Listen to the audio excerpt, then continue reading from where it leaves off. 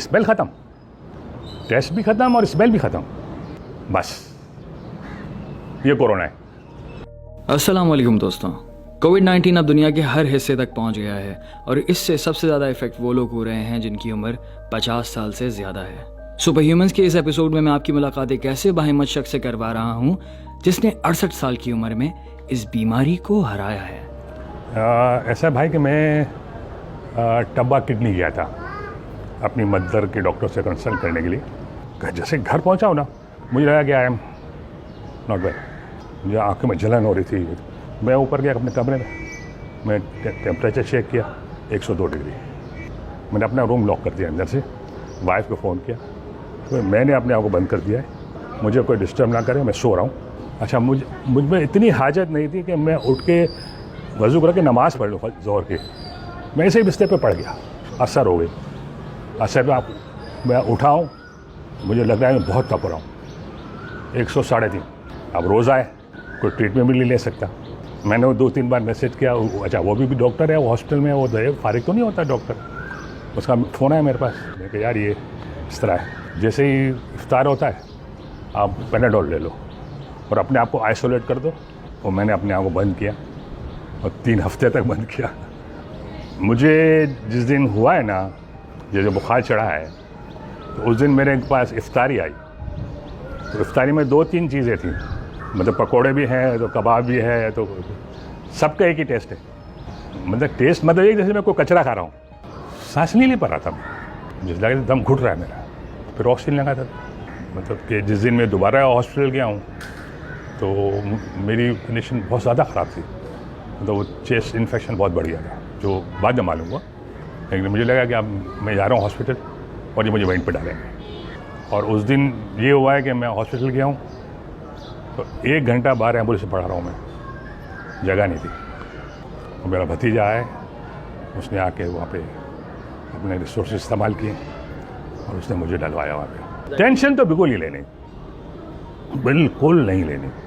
सिर्फ इलाज वो करना है जो आपको हो रहा है। बुखार हो रहा है, नज़ला हो रहा है, वीकनेस हो रही है, तो वीकनेस के लिए आपको खाना है। और खाने में बेहतरीन जो चीज़ है ना, जो मुझे 2-3 बार वहाँ यूएई से आई और लोगों से आई। मेरे एक दोस्त अमेरिका में डॉक्टर हैं, मुनीर, उसने मुझे कहा कि रफ़ीक फ्रूट लो और ड्राई फ्रूट लो। तो अलहम्दुलिल्लाह हमारे घर में ड्राई फ्रूट होता है, बच्चे हमारे माशाल्लाह सब ड्राई फ्रूट खाते हैं। ये मैंने अपने बच्चों को इतना सिखाया हुआ है कि मेरे बच्चे रात को मेरे पास ड्राई फ्रूट खाने आते हैं। मैंने फिर ड्राई फ्रूट खाना शुरू कर दिया। मैं ड्राई फ्रूट में बादाम खा रहा हूँ, कि पिस्ता खा रहा हूँ, कि काजू खा रहा हूँ, मुझे नहीं पता मैं क्या खा रहा हूँ लेकिन मैं खा रहा हूँ अपनी इम्यून सिस्टम को बूस्ट करने के लिए खा रहा हूँ। क्या खा रहा हूँ आई डोंट नो, बस डॉक्टर का कहना यह था खाना है, बस खाए जाओ। पानी बहुत पीना पानी। इसकी जो मैंने बेस्ट चीज़ें देखी ना, तो उसके लिए है कि आप अपने आप को नेबुलाइज करें, दिन में 2-3 बार भाप लें, आप गरारे करें नमक से। मैं दिन में 2 बार नींबू पानी निचोड़ के पीता था। मैं विटामिन सी की जो टेबलेट आती है ना, CC 1000, मैं दिन में 2 बार वो लेता था। तिब्बे नबी में हर दवा सना मक्की, जिसका बड़ा जिक्र है इस वक्त और बड़ा अफाका भी है उससे अल्हम्दुलिल्लाह। वो सना मक्की मैंने ली, 1 दफ़ा 2 दफ़ा ले ली ना तो मेरी हालत बुरी होगी, उससे मोशन बहुत होते हैं। तो मैंने भाई ने मशवरा दिया, यार 1 दफ़ा लो आप दिन में। फिर मैंने दिन में 1 दफ़ा ली, 3-4 दिन ली, लेकिन मुझे इतने मोशन हुए। एक तो मेरी वीकनेस थी, फिर इसकी वजह से बहुत वीकनेस बढ़ी, फिर मैंने उसको बंद कर दिया। एक टेबल इस तरह की मेरे कमरे के बाहर पड़ी हुई थी, उस टेबल पे खाना आता था, मेरे पास फ़ोन आता था आपका खाना आ गया। उस वक्त सामने कोई भी ना हो, मैं अपना कमरा खोलूँ, खाना ले लूँ। अब मैंने हैंडल पे, दरवाजे पे जहाँ भी हाथ लगाया, डेटॉल की वो स्प्रे वाली बोतल पड़ी है, स्प्रे कर दिया कि कोई किसी का हाथ लग जाए तो मसला ना हो। खाना ले लिया मैंने, खाना खा लिया, all in disposable plates, disposable बर्तन सारे डिस्पोजेबल। आपने खाना खाया, एक थैली के अंदर सबको पैक किया, गिठा लगाई, उसके ऊपर स्प्रे किया और इसको बाहर रख दिया। फिर आप फ़ोन करते हैं, जो भी आता है उठाने के लिए वो मास्क पहन के, ग्लव्स पहन के उसको उठाता है, वो खुद फिर दोबारा उसको स्प्रे करता है, डस्टबिन में फेंक कर मास्क फेंक दे ग्लव्स पे। यार मेरे बच्चे छोटे हैं माशाल्लाह यार, अल्लाह ना करे इनमें किसी को हो जाए मैं मर जाऊँ। मुझे तो बड़ी फिक्र जो थी ना, सिर्फ मैं एंग्जाइटी जो मुझे थी ना कि मेरे बच्चों को ना हो जाए। और दूसरी बात, मेरी वालिदा की एज 90 और मुझे सबसे बड़ी फिक्र ये हुई थी कि मैं रोज़ाना सुबह उठ के वालिदा के पास 1 घंटा बैठता था, और उस दिन में वालिदा के पास बैठा हूँ मैं।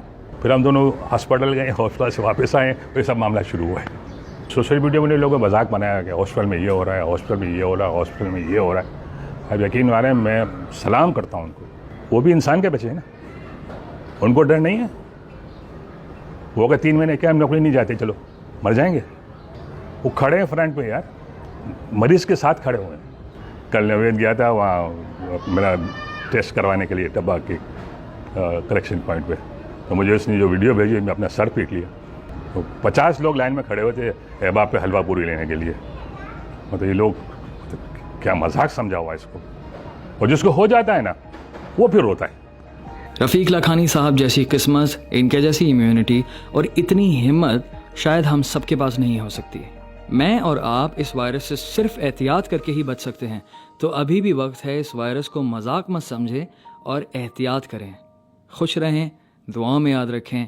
फ़ी अमान अल्लाह।